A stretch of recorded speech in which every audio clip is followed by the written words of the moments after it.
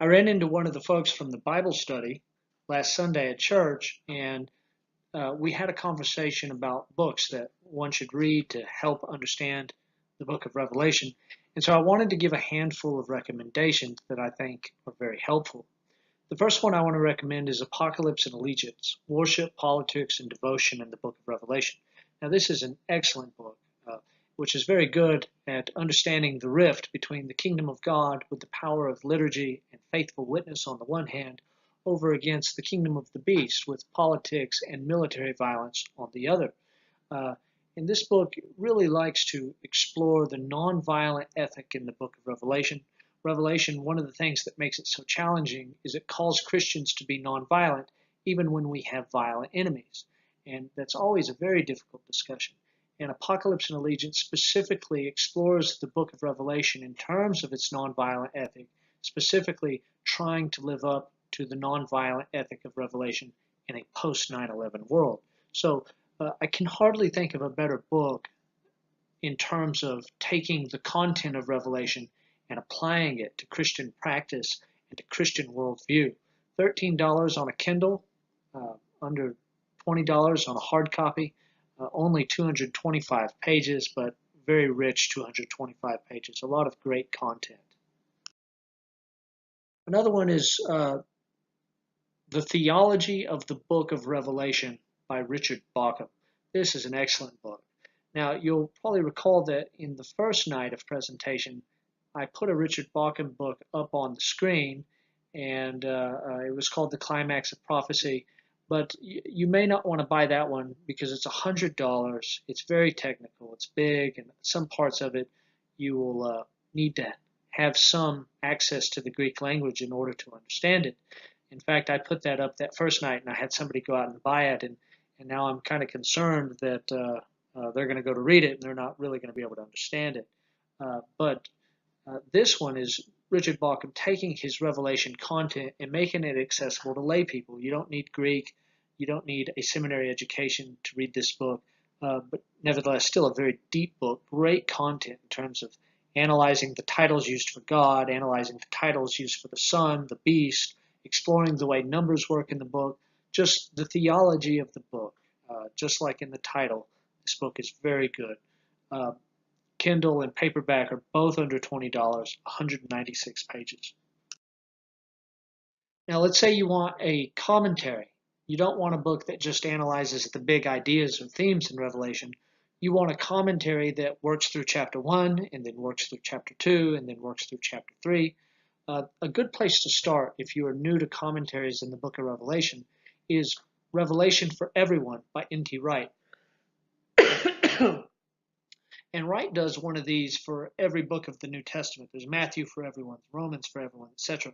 And as the title suggests, the whole point is to make sure that everybody can understand the book. Every installment in the series is very good and very accessible. Only $10 in Kindle, $12 in a paperback, and 242 pages, which for a commentary on Revelation is pretty short. And so I highly recommend this one. I recommend anything N.T. Wright does. Probably our generation's leading New Testament scholar.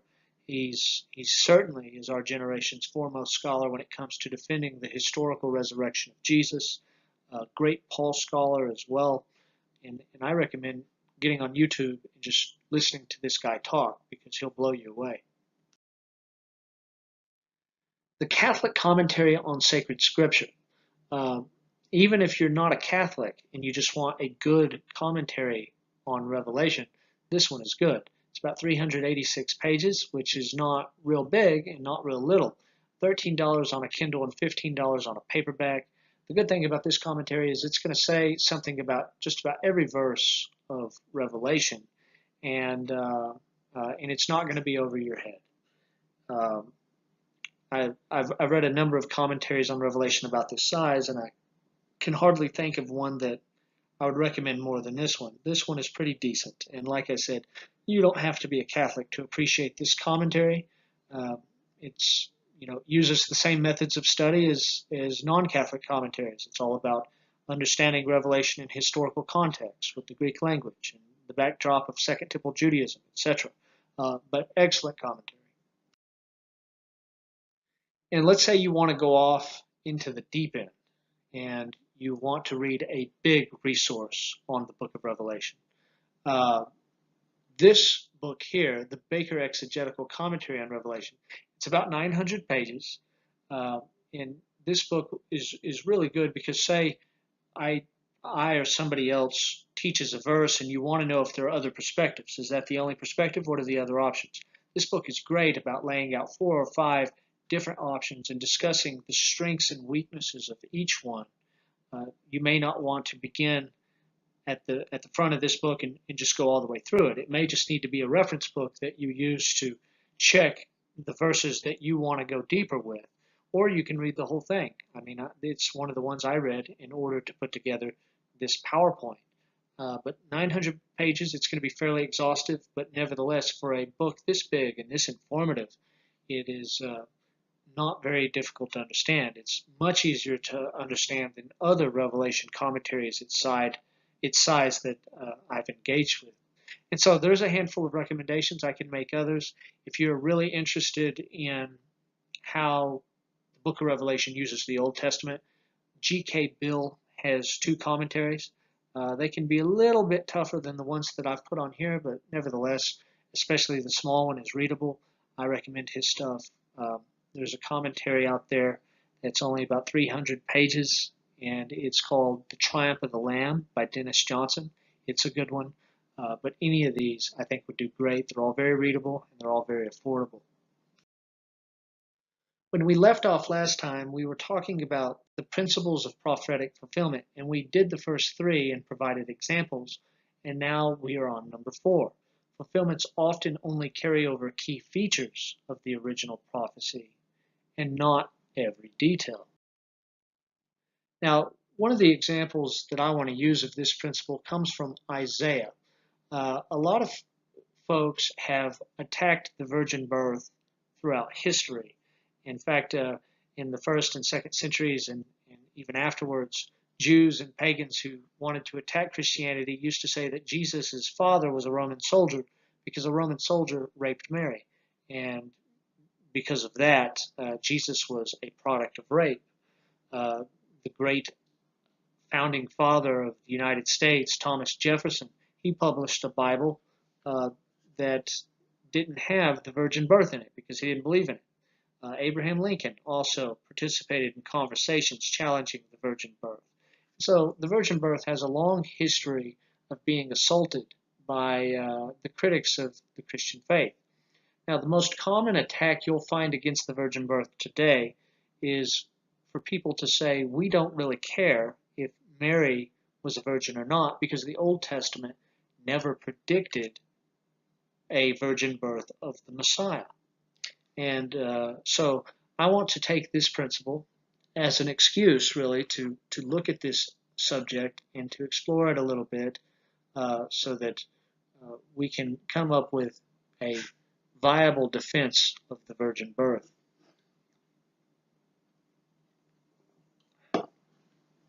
Now, if you don't understand this passage the first time we read through it, that's fine because I'm going to explain it afterwards.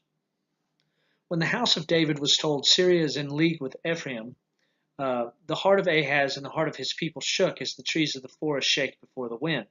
And the Lord said to Isaiah, go out to meet Ahaz at the end of the conduit of the upper pool on the highway to the washer's field, and say to him, be careful, be quiet, do not fear, and do not let your heart be faint because of these 2 smoldering stumps of firebrands at the fierce anger of Rezin and Syria and the son of Remaliah. Because Syria, with Ephraim and the son of Remaliah, has devised evil against you, saying, let us go up against Judah and terrify it, and let us conquer it for ourselves, and set up the son of Tabeel as king in the midst. Again the Lord spoke to Ahaz, ask a sign of the Lord your God, let it be deep as Sheol, or high as heaven. But Ahaz said, I will not ask, and I will not put the Lord to the test. And he said, hear then, O house of David, is it too little for you to weary men, that you weary my God also? Therefore the Lord himself will give you a sign. Behold, the young woman shall conceive and bear a son, and shall call his name Emmanuel. He shall eat curds and honey when he knows how to refuse the evil and choose the good. For before the boy knows how to refuse the evil and choose the good, the land whose two kings you dread will be deserted. Now this is Isaiah 7:14 and its preceding context, which is what Matthew 1:23 quotes for the virgin birth of Jesus. Now a lot of people look at this and they say, whatever is going on in this passage, it has nothing to do with Jesus. Where's the Christmas story? Where's the wise men? Where's Herod? Where's Bethlehem? Where are all these things? This looks like something totally different. And then you have an additional issue. You can see here that this translation says, behold, the young woman shall conceive. And we usually understand this as, behold, the virgin shall conceive. This is one of the central points where people say that a virgin birth is not in the Old Testament, because there's a word that means virgin, Bethula. And Isaiah doesn't use it. He uses a different word, Alma. And Alma is simply a young woman, and it states nothing about her sexual status. A young woman could be a virgin, and oftentimes are, or a young woman could not be a virgin, especially in the ancient world where young women married off at 12, 13, 14 years of age. You could be a young woman and not be a virgin in that context. And so people look at this and they say the word used here doesn't even mean virgin. However, when we look at this word Alma in the rest of the Old Testament, yes, it doesn't necessarily mean virgin, but it is oftentimes used of virgins. Specifically, it's used of Rebekah before she marries Isaac. And of course, the Genesis writer is assuming that Rebekah was a virgin. So while the word doesn't necessarily mean virgin, it's oftentimes used in reference to virgins. And not only that, by time you get to Jesus in the first century, Jews were decided that this word meant virgin. Even though it didn't necessarily have to mean that in Hebrew, whenever they translated the Hebrew Bible into Greek, they chose a Greek word, parthenos, which only means virgin. Now, it wasn't Christians who did that. Jews, before the time of Jesus, already translated this Hebrew word to mean virgin. So, even though in the Hebrew language it doesn't have to mean virgin, it is oftentimes used for virgins. And when Jews translated it into Greek, they used the word virgin to translate it because that's how they were reading it. And I can come back to this point later, but what I want to establish right now is what is actually going on in this passage and how could it possibly bear some relationship to the birth of Jesus. I'm going to have to get my laser pointer on here.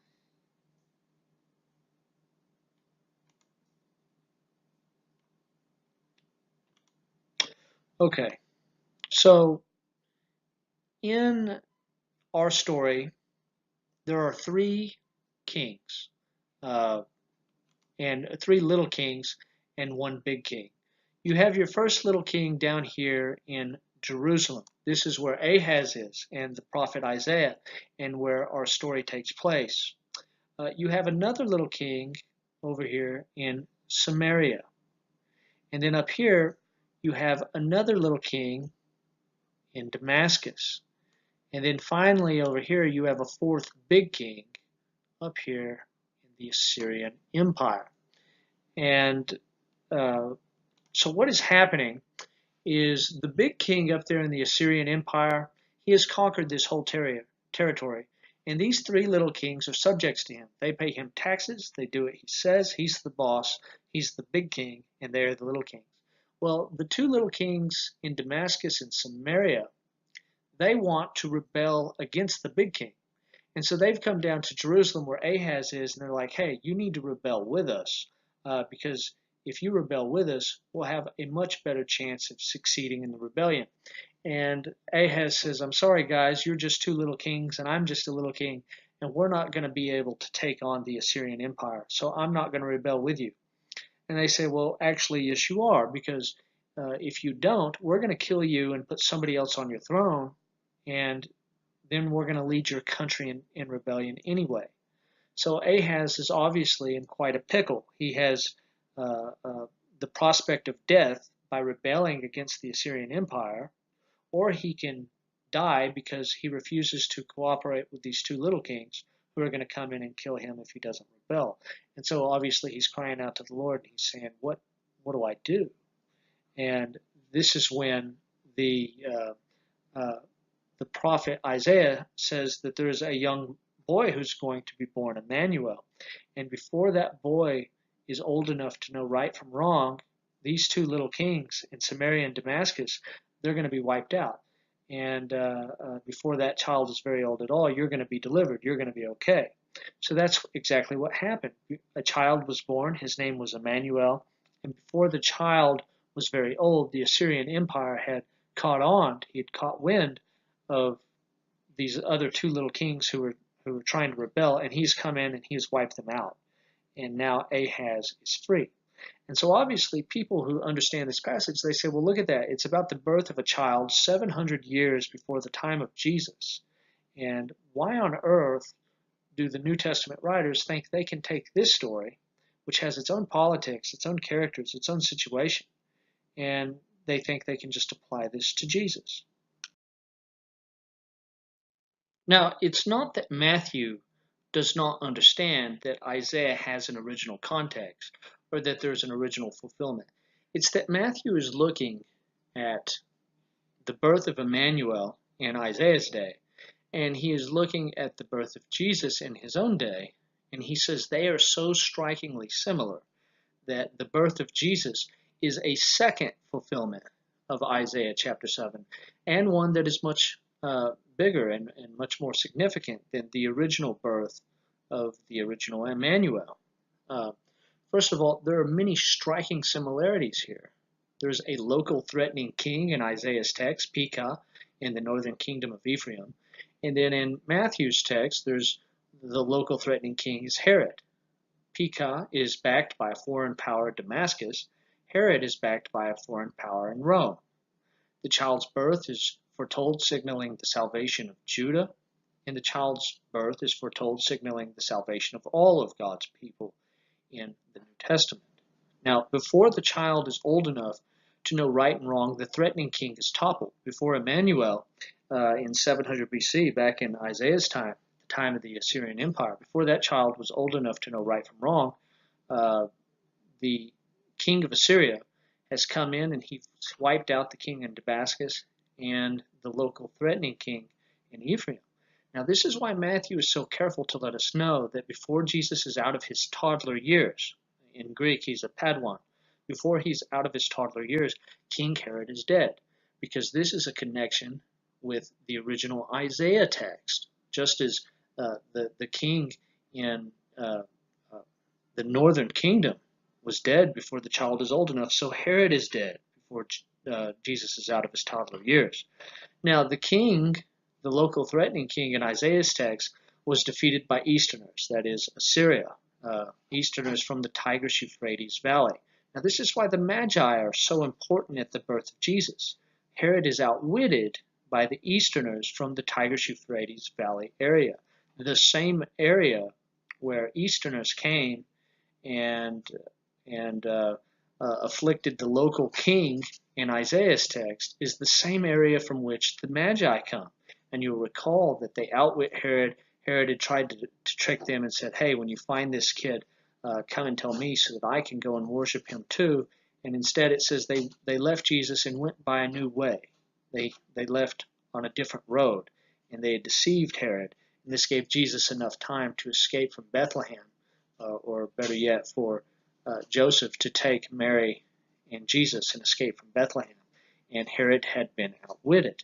So there are many striking similarities here between Isaiah and Matthew. But that doesn't mean that every single detail of the original prophecy has to show up in the fulfillment. First of all, the timing is different. Jesus didn't live during the days of Isaiah. The place is different. The story was centered on Bethlehem, not the palace in Judah. The kingdoms are different. In Jesus' story, there were Judea and Rome instead of Ephraim and Aram, and there are many miscellaneous details that are left behind. Jesus' story contains no mention of curds, of milk, of siege, of testing God, of worrying God, etc., all these things. However, the big features of the story, and that's the whole point, the big features of the story do, in fact, carry over into Matthew's text after we look at Herod, we look at his death, we look at the various kingdoms involved, we look at Easterners getting involved. All of those things happened in Isaiah chapter 7, and Matthew understands this, and this is why he can apply Isaiah 7 to the birth of Jesus.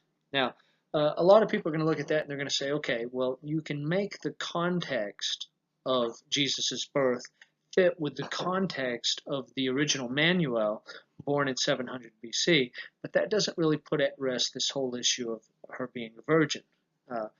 You'll recall that I had said that Alma, the word used by Isaiah, can be a virgin, and that in Jesus' time people certainly understood that it was a reference to a virgin birth, but nevertheless, technically on the level of language, it doesn't have to be a virgin. And this is very bothersome to many people. But what they don't recognize is that the virgin birth is not just hanging exclusively on this one little verse in Isaiah.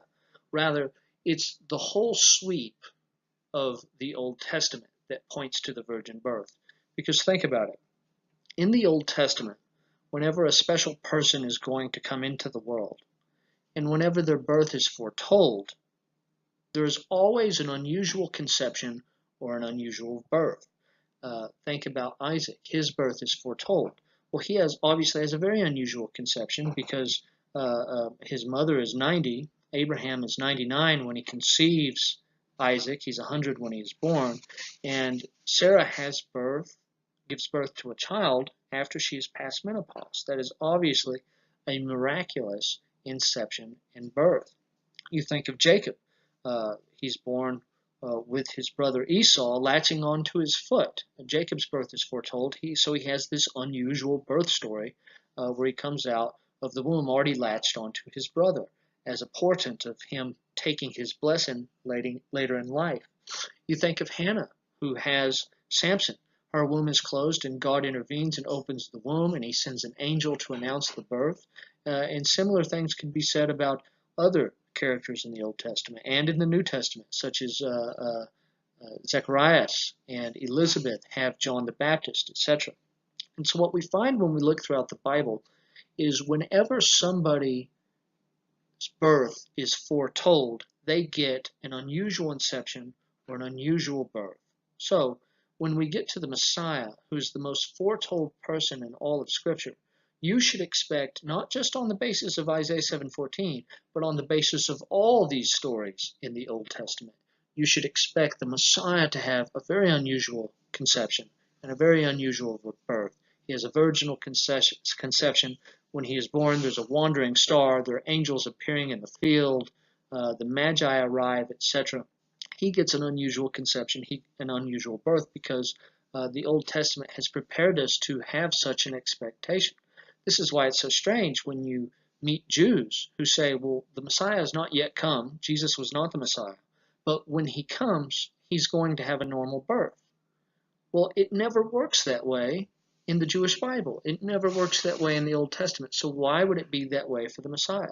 So I think Isaiah 7:14 should be translated to say that a virgin will give birth, because this is the way it was understood by Jews before the time of Jesus. And because there's so many striking similarities between the story in Isaiah 7 and the story in Matthew when Jesus is born. But nevertheless, it's not just about Isaiah. You'll notice that when Jesus is born of a virgin in Luke's gospel, he doesn't even quote Isaiah 7:14, because Isaiah 7:14 is not the sole basis for the virgin birth, but rather the entire sweep of the Old Testament with its unusual conceptions and its unusual births connected to persons who are foretold in advance. All of that kind of comes to a culmination point in Jesus. The most foretold person in the Bible certainly will have an unusual conception and an unusual verse, whether we have Isaiah 7:14 or not.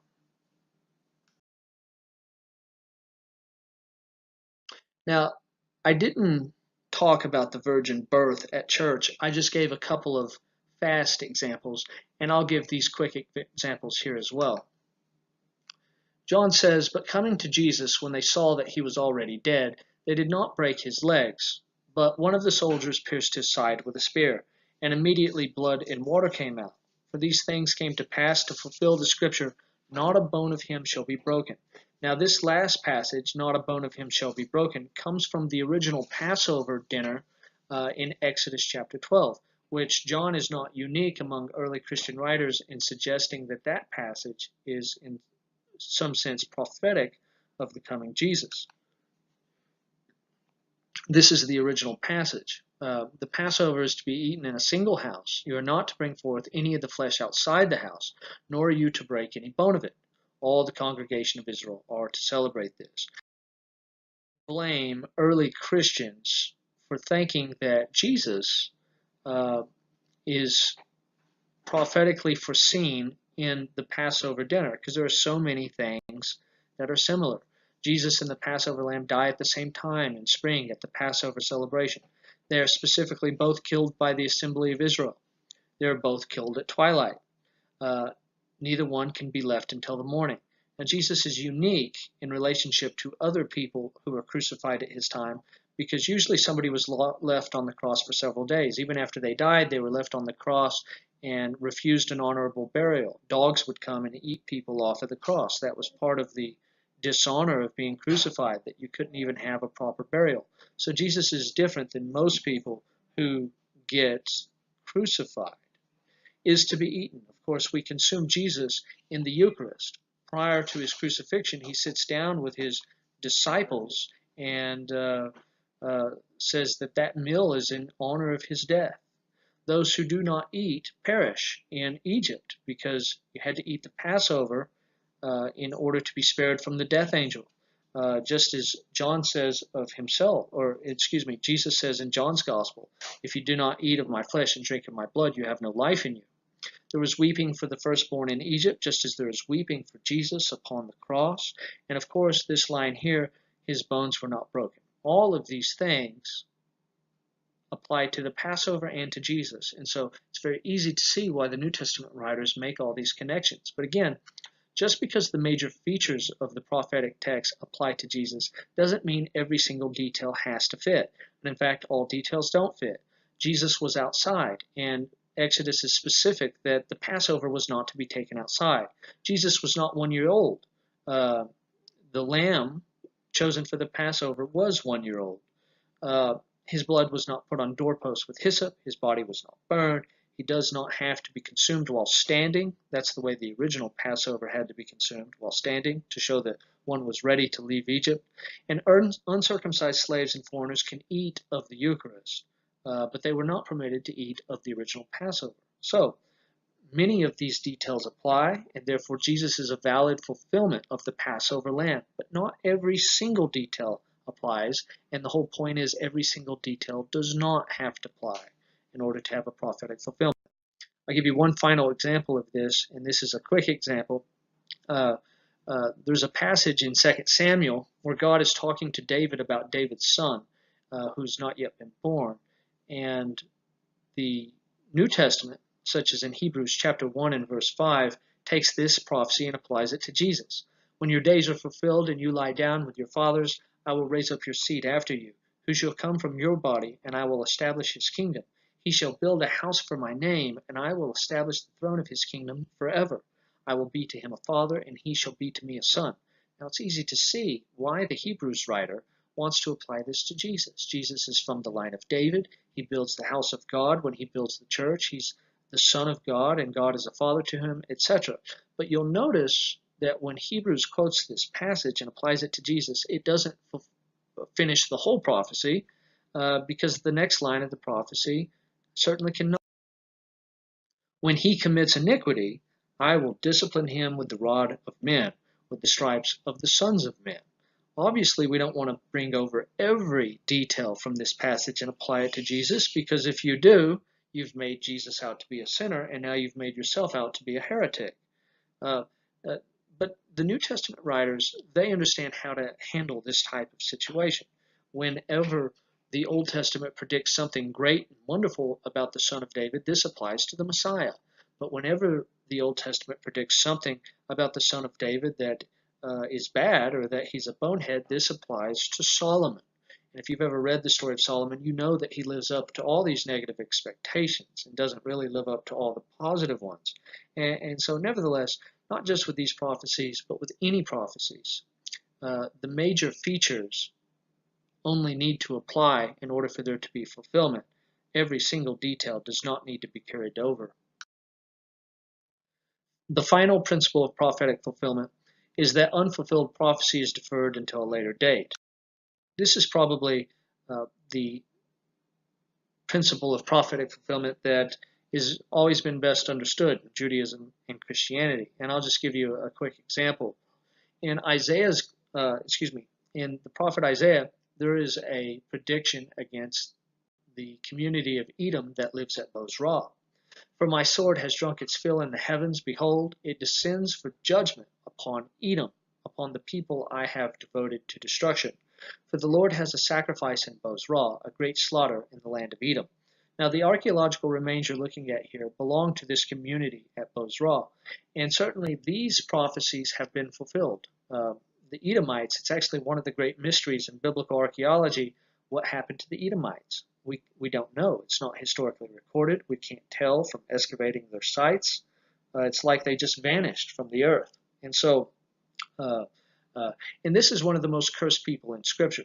I mean, you'll recall that the book of Obadiah is just a book of curses all about the nation of Edom. So certainly these prophecies have been fulfilled, and the Edomites have disappeared from history. And now their country has been taken and given to the Arabs. It's the modern nation of Jordan. Every aspect of this prophecy has not been fulfilled. You just keep reading a few verses later, and it says, Edom's streams will be turned into pitch, her dust into burning sulfur. Her land will become blazing pitch. It will not be quenched night or day. Its smoke goes up forever and ever. From generation to generation it will lie desolate. No one will ever pass through it again. Now, the interesting thing about it, well, first of all, I mean, it was never fulfilled. Obviously, the land of Jordan is not sulfur and fire, where smoke rises forever and ever. The interesting thing about this is the book of Revelation recognizes this, and the aspect of this prophecy that was not fulfilled historically with Edom is deferred until the end. Revelation says, if anyone worships the beast and its image and receives a mark on their forehead or on his hand, he will also drink the wine of God's wrath. And the smoke, this is the quote from Isaiah about Edom, and the smoke of their torment goes up forever and ever, and they have no rest, day or night. So, yes, was the prophecy about Edom fulfilled? It certainly was. However, this aspect was not fulfilled, and Revelation knows it. And that's why it takes it and defers it until the end of history with Gehenna and the lake of fire, the second death, etc. This is when the final prophecy against Edom is fulfilled. But it's not just for Edom. It turns out at the culmination of history to be for all the followers of the beast. In this last principle that unfulfilled prophecy is deferred to a later date, even if you're not used to consciously recognizing this principle, as a Christian we recognize this all the time. Whenever we find prophecies about the Messiah in the Old Testament that Jesus has already fulfilled, we say, okay, they're fulfilled. But whenever we find prophecies about the Messiah that Jesus didn't fulfill, well, we just defer it to a later time. Those are the things that he will fulfill in his second coming. So we always know, quite intuitively, really, just based on the example of Jesus, that unfulfilled prophecy is deferred to a later date. Now, these are 5 principles of prophetic fulfillment that I think are very helpful if you have these in your head when you engage with Bible prophecy in general, in the book of Revelation in particular. As long as we keep these in our head, we'll do just fine. But what I hope you notice is that prophetic fulfillment is not a really rigid thing. Prophecy can be fulfilled in all sorts of ways and in all sorts of senses, and particular prophecies can be fulfilled multiple times, and unfulfilled aspects get deferred to a later date. I mean, there are just so many ways that prophecy can be fulfilled, and so when we start thinking about how the book of Revelation is fulfilled in history, we don't want to be rigid either. It may have been fulfilled in many ways, in many senses, that in some way or another anticipate the final fulfillment of the book in the future generation, or this generation, or whatever generation will see the second coming of Christ.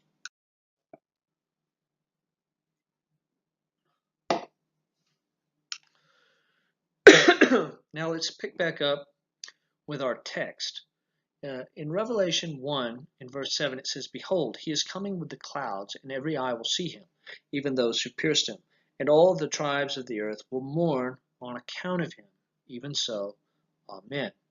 Now, you'll recall that last time I told you that whenever the book of Revelation changes the Old Testament, whenever it changes the Bible, it's wanting us to notice this, to see it, to pay attention, and to understand that it means something whenever Revelation changes the Bible. And this is so in the case with Jerusalem. Whenever an Old Testament passage refers to Jerusalem as a local city, the book of Revelation will change that so that Jerusalem is the whole world. And you can see here that in this original prophecy, it's not all the tribes of the earth that mourn. It's very specifically the inhabitants of Jerusalem. And it says there is mourning in Jerusalem. And it specifies the families that will mourn for the Messiah, the house of David, the house of Nathan, the house of Levi, the family of the Shimeites. These are all Jewish families, and they have Jewish names. So why does Revelation make this change? Well, Revelation is a very symbolic book, and its locations are very symbolic. Whenever Revelation refers to the desert, the idea is not sand and cactus. The desert represents something. Whenever it discusses the ocean, the idea is not salt water and fish. The ocean represents something. The same thing for specific places like Egypt. Whenever Revelation uses Egyptian language, it's not talking about a country in the Nile Delta. When it talks about Babylon, it's not talking about an ancient city that lies in the dust of what we now call Iraq. And a lot of people recognize that. But however, whenever Revelation begins to talk about Jerusalem, people suddenly forget that it's a symbolic book. They suddenly think that it's a literal book, and that whenever Revelation talks about Jerusalem, it's talking about a literal city in the Middle East. And this is why whenever John uses language about Jerusalem, he's going to make changes to the biblical text because he wants to get your attention. Local Jerusalem, the city Jerusalem, killed Christ. And just as the city of Jerusalem killed Christ, and so God destroyed Jerusalem, so the world system is now killing Christians. And the world system has become a sort of mega Jerusalem, a global Jerusalem. And therefore God will bring down global Jerusalem. I'll give you some more examples of this. There's a prophecy coming up in Revelation 8 that says an angel will take fire from the altar and throw it into the earth. Scholars are agreed that this prophecy comes from Ezekiel, where an angel takes fire from the altar and throws it onto the city of Jerusalem. Now, how come it was a city, the city of Jerusalem in the Old Testament, and Revelation has upgraded it to be the whole earth? Well, this is what it always does. Jerusalem in the book of Revelation is not a city. It is a world system. I'll give you one more example of this, and this is my favorite because it involves a prophecy that was popular with early Christians and Jews at the time. Even though this prophecy never ended up getting put in the Bible, Revelation is actually going to quote it. And in this prophecy, there are 4 angels standing on the 4 corners of the city, and they're about to burn the city of Jerusalem down.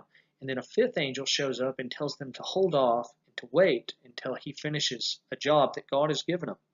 And I beheld, and lo, 4 angels standing at the 4 corners of the city, each of them holding a torch of fire in his hands. And another angel began to descend from heaven, and said unto them, Hold your lamps, and do not light them till I tell you. For I am first sent to speak a word to the earth, and to place in it what the Lord Most High has commanded me.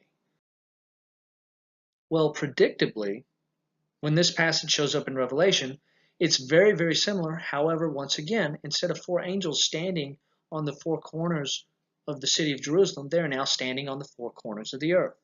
I saw 4 angels standing at the 4 corners of the earth, holding back the 4 winds of the earth, so that no wind would blow on the earth or on the sea or on any tree.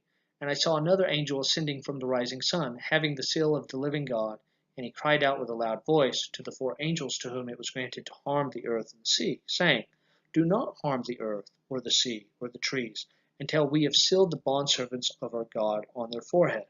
Again, same basic idea. There's 4 angels going to destroy the city, and a 5th one stops them, tells them to wait for a while, and now this prophecy shows up in Jerusalem, and it's been globalized. Now, Revelation is not doing this over and over again by accident. It's doing this to help the reader, to help us understand that Jerusalem in this book is not a city in the Middle East. Again, it is a world system of persecution. And the reason for this is the way that that Christians at the time interpreted the fall of Jerusalem in 70 AD. You can see in the Gospels that because Jerusalem rejects and kills Christ, God is going to destroy the city. So Revelation simply takes that logic and upgrades it on a world scale. Just as Jerusalem was destroyed for killing Christ, so now the world system, that is, that international system of politics and religion and economics, that world system is now killing the followers of Christ. And so just like God destroyed Jerusalem for killing Christ, now God is going to destroy the global system of Jerusalem for killing Christians. And this is important to recognize because a lot of these popular end-time teachers, and I think particularly of the rapture crowd, they're always watching the news.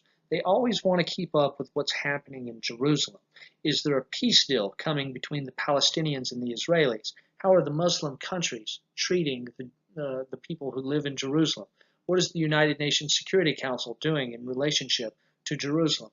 And they do this because they make this mistake. They don't see that whenever Jerusalem language shows up in Revelation, Revelation has changed that language from the way it was in the Bible. And it always does it the same way. And this is not by chance. It wants us to understand that Jerusalem in this book is not a city in the Middle East. The city of Jerusalem is not the geographical center of prophetic fulfillment in the book of Revelation. If it were, Revelation would have no reason to keep changing the Bible's language about Jerusalem. It could just leave it local. It could just leave it the way you find it in the Old Testament. But it's always going to change the language and make it global because we're talking about global Jerusalem now. Jerusalem is a symbol for a global system. In Revelation, the city of Jerusalem is not the center point. And the same thing can be said for those who think that Revelation was written to predict the fall of Jerusalem in 70 AD. That's not going to work because Jerusalem, again, is not a city in this book. It's a symbol for a global system.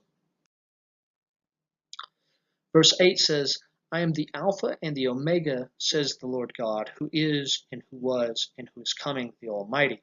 There on the right you can see an Alpha and an Omega, the first and last letters of the Greek alphabet. Now there are 7 titles used in the book that are very interchangeable. They seem to be equivalent. God says, I am the Alpha and the Omega. Then Christ says, I am the first and the last. Then God says, I am the Alpha and the Omega, the beginning and the end. Christ says, I am the Alpha and the Omega, the first and the last, the beginning and the end. The first thing to notice is that if God and Christ are sharing titles, this is one of the ways Revelation affirms Christ's divinity. If God says, I am the Alpha and Omega, and then Jesus says, I am the Alpha and the Omega, well, then you recognize that Christ is able to take on the Father's titles because he shares in the Father's divine nature. And if these phrases are to be regarded as equivalent, and they certainly are, they all seem to essentially say the beginning and the end, the first and last, the Alpha and the Omega is the first and last letters of the Greek alphabet. If they're to be regarded as equivalent, they occur a total of 7 times when you add them up. And as we saw from our first presentation, there are lots of things in this book that occur exactly 7 times. That's never by chance. There's always a reason for that. And it's usually to indicate that something is very special. These are very special titles of God and Christ. Now let's look at each one of these titles specifically. Bauckham tells us that the title the beginning and the end had been used in the Greek philosophical tradition to indicate the eternity of the supreme God and was taken over by Jewish writers such as Josephus. If you read Acts 17, you'll find that when Paul shows up in Athens in Greece, he sees that they have constructed an altar to the unknown God. And what is probably happening here is the Greeks recognized that there are gods that everybody knows about, Poseidon and Apollo, and Zeus, etc. But beyond all them, there is a greater God who is so transcendent and so far away that he cannot be known. Right? This is the unknown God, who is referred to as the beginning and the end. Now, predictably, Jews and Christians come and take this title over and they say, hey, you Greeks, the God that you only know about from a far distance, this is the God that we know about we know about this God personally. He's the one we proclaim to you. Uh, and so that's what Revelation is doing here. The name that was given, that the Greeks gave to the God that was above every other gods, uh, all the other gods, that's a title that Revelation is giving to the Father of Jesus, which is something Jews had already been doing with this title. That John gives priority to the phrase the Alpha and Omega over both of its two equivalents may be because he connects the former with the divine name. So, the beginning and the end, the first and the last, those two titles, they both occur twice. Well, why does this one occur more, the Alpha and the Omega? And it may be because it's connected to the divine name.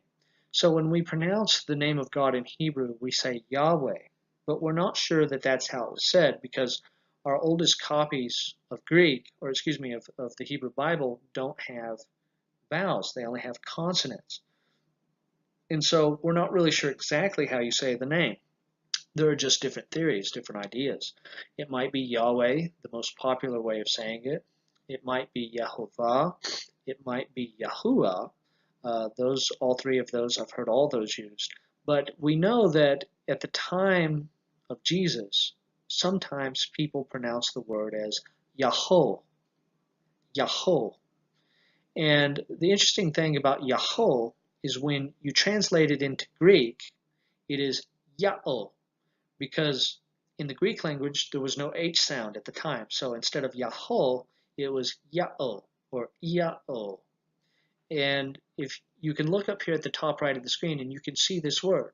It has a iota, which is an I, like the English I, and then it has the first and last letters of the Greek language, the Alpha and the Omega. So whenever God is referred to as the Alpha and the Omega, that is one way of saying he's the first and the last, because this is the first and last letter of the alphabet.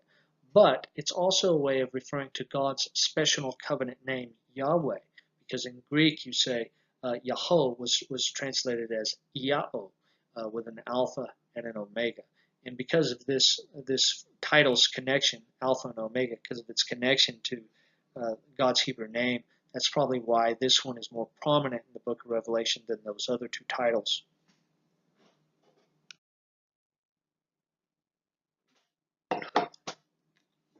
The one who was, who is, and who is coming. In the pagan world, gods like Zeus were referred to as the one who was, who is, and who will be, to emphasize his eternal nature and independence from the transience of the world. In other words, Zeus doesn't need the world, he doesn't need people, he doesn't need creation. He's supposedly so awesome that he just always was, he always is, he will always exist. He's omnipresent, and he exists within himself. He has self-existence. All he needs to exist is just himself. He sustains his own existence.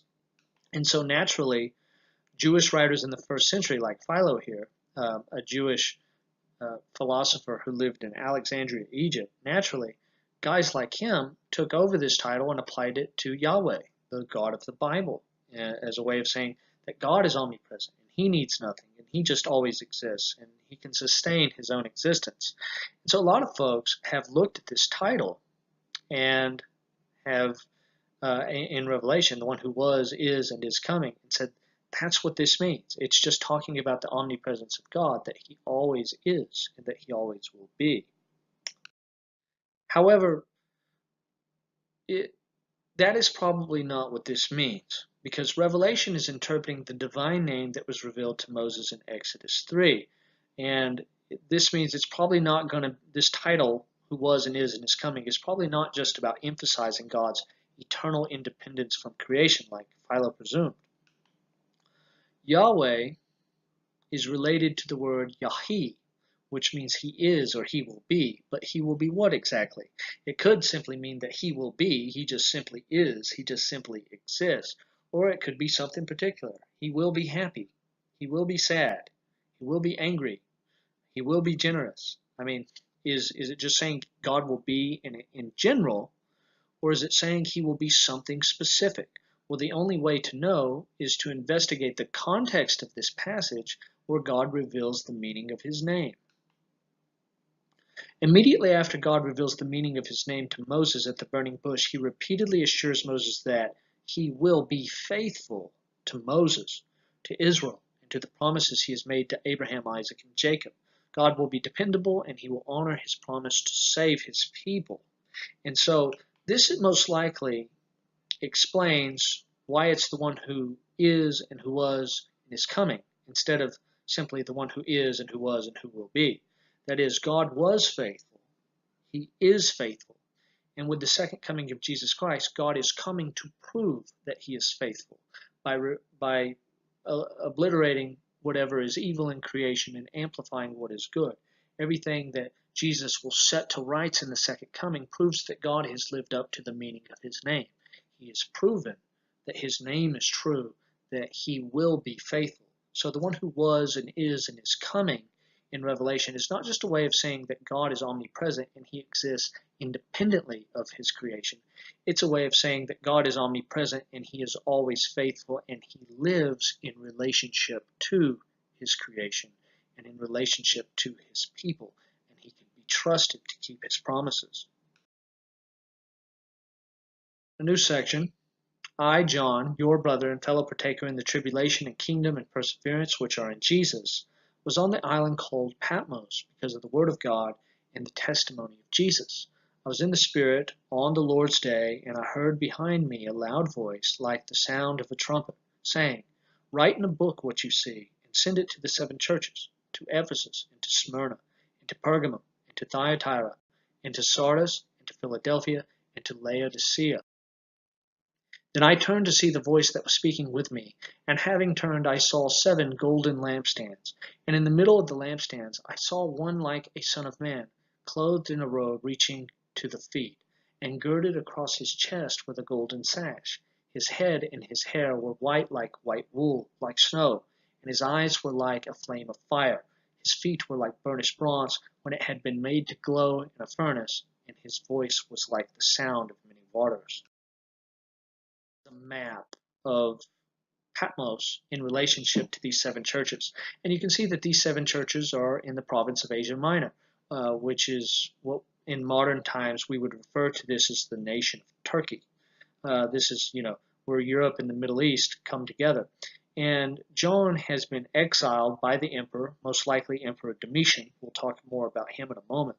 He has been exiled to the Isle of Patmos, which is about 40 miles of water away from the nearest church in the city of Ephesus. You can see in this map the 7 churches connected by an imaginary road. And when we look at Revelation 2 and 3, we see that the first church addressed is Ephesus, and the last one is Laodicea. And they go in this order that you see here on the screen. And what the leading idea has been is that there was a road connecting these cities, and the order in which Jesus addresses these churches is the order in which the carrier is going to be able to take the book and go to these cities. That they would, he actually takes it to these cities in the order that they occur in the book, because that's the way the road is set up. Now, it certainly makes sense to think that there would be a road connecting cities, because that's how roads are built. They're built to connect cities. However, it's important to emphasize that we don't know for sure this road existed. And we can't know, because archaeologists can't go to Turkey and dig up all this space, because there are communities there, and cities, and agriculture, and fields, etc., and crops. And in a perfect world, archaeologists could go dig up everything and prove whatever they wanted. But nevertheless, even though it's not absolutely proven, it's probably a good assumption that there was a road connecting these 7 cities, and this accounts for the order in which these 7 churches appear in the book.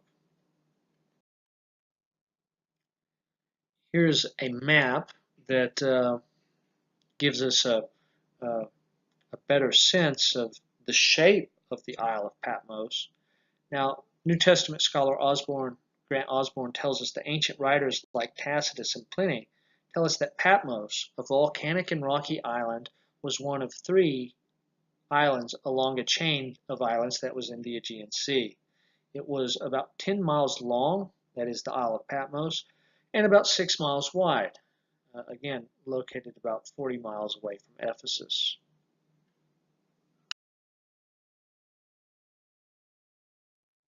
Now, Osborne continues by saying life there was not too harsh, as indicated by the decent-sized population in the first century, along with 2 gymnasiums, as well as a temple of Artemis for people who worshipped her.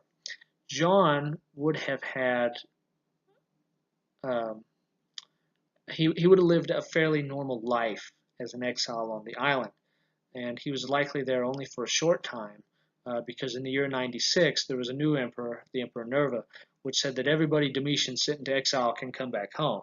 And so he was probably only here for a little while. Now you can see this depicted in film and in film presentations of the book of Revelation and of John's life, where he's like in chains and he's in jail and he's basically in a concentration camp. That's probably not going to be historically accurate. Romans didn't give criminals jail sentences, because if you put somebody in jail, then you have to spend taxpayer money to give them food and to take care of them. That's not the way it worked in the ancient world. In the ancient world, you're only in jail because you're waiting on trial, as Paul was, as he was waiting on trial. Or you're in jail because you're waiting on your day of execution. But you didn't get a sentence and spend your time in jail. If you got in trouble with Rome, they would just exile you to some other place. And if you violated the terms of the exile and came back, they'd just kill you. So Rome is brutally practical about things like this. They're not going to pay to house all the criminals. They're either going to whip them, or they're going to kill them, or they're going to send them into exile. And so John was one that they sent into exile. Here's another picture of the island, and as you can see, like I said earlier tonight, you look at this and you begin to wonder why you would live in a town like Lubbock, Texas. Just a beautiful place, a beautiful chain of islands out there on Patmos, where John would have spent this year or two of his life.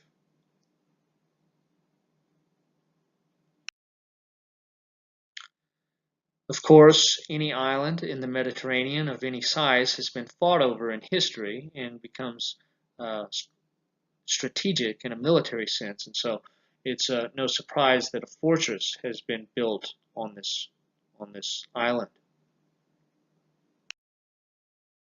And there is a monastery there to honor John and the reception of the book of Revelation. The outside is not all that impressive. I mean, it's a nice looking place, but the inside is much more beautiful. You can see that this part of it was built, kind of like in a cave or into the side of a mountain or a rock or something. You can see various icons on the wall. There's the roof. You see Jesus, and I don't know who a lot of these other folks are. I think that those ones toward the bottom are the apostles, but I don't know about that.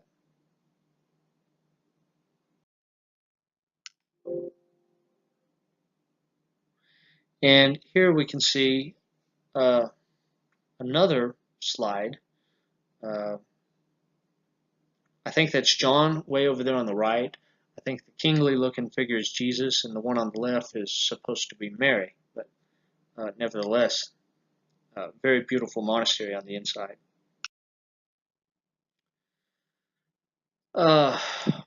Dating. So this raises the question, when would John have been on the Isle of Patmos? Domitian is the emperor who reigned from 81 to 96, and the belief that Domitian was the emperor whenever the book of Revelation was written has been the most popular view in every century of the church except for the 19th century. And the reason for this is in the 1800s, an important paper was published demonstrating that Revelation makes references to Emperor Nero. And since Emperor Nero lived in the 60s, kind of the knee-jerk reaction among New Testament scholars is to say, okay, well then, Revelation must have been written in the time of Nero. And for a short time, at least for that one century, it became very popular to believe that Revelation was written in the 60s. However, more work was done and more papers were published, and people were able to see, while Revelation does refer to Nero, and we'll talk about Emperor Nero in chapter 13, it also refers to other emperors such as Domitian. And so no reason to say that it had to be written in the 60s just because it references Emperor Nero. It references Domitian, who lived in the 90s. And since the church tradition and the academic consensus has been that it was written in the time of Domitian, that is probably going to be the right way to view the book. There are a lot of reasons for that, but I'll just give you a few right here. Irenaeus, important church father, writing around the year 180, says that John beheld the apocalyptic vision not a very long time ago, but almost in our own day, towards the end of Domitian's reign. So that's what he thinks, and he probably didn't just make this up. Other ancient writers, including Victorinus, Eusebius, Clement of Alexandria, and Origen, support this view, all of these major hitters in early church history.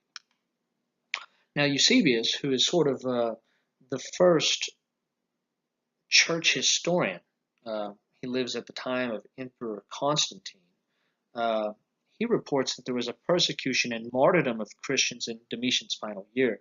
And this is one of the reasons that accounts for people thinking not only that John wrote Revelation during the time of Domitian, but probably at the very end of Domitian's reign.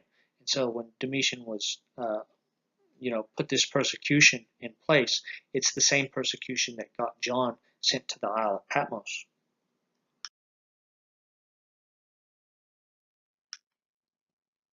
Melito of Sardis, a Christian who lives around 170 to 180, claimed that only Nero and Domitian persecuted Christians. Tertullian says the same thing. And so, again, just more voices attesting to the persecution that took time during Domitian's reign.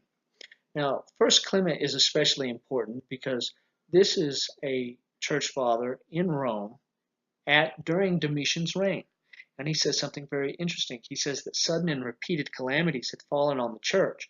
And he says that we are in the same struggle and the same arena as during the days of Peter and Paul's martyrdom. So he's looking back in the 60s when Peter and Paul were killed by the Emperor Nero.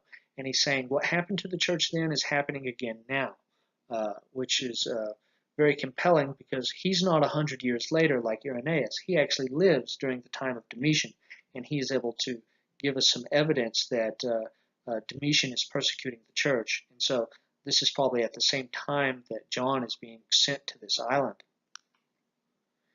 Domitian, according to Roman sources, non-Christian Roman sources, executed a senator named Clemens for atheism. Now, the reason this is interesting to us is because when Christians were put on trial, they were usually accused of atheism.